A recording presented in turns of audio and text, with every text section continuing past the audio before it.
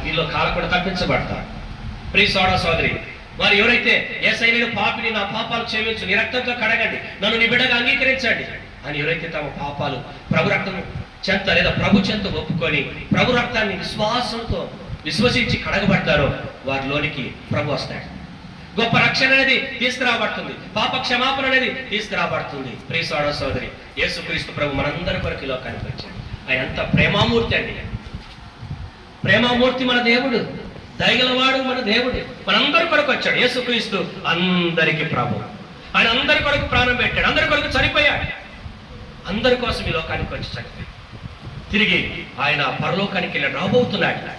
ఆయన కొరకు జీవించే వారి కొరకు, ఆయన ఎందుకు విశ్వసించే వారి కొరకు రాబోతున్నాడు. ఎవరైతే యేసు ప్రభువుని విశ్వాసం ఉంచి ఆయన కొరకు జీవిస్తారో అట్టి వారి కొరకు ఆయన రాబోతున్నాడు. ప్రియ సోదర సోదరి, ప్రభువు యేసునందు విశ్వాసం ఉంచు, గొప్ప రక్షణ, ఆత్మశాంతి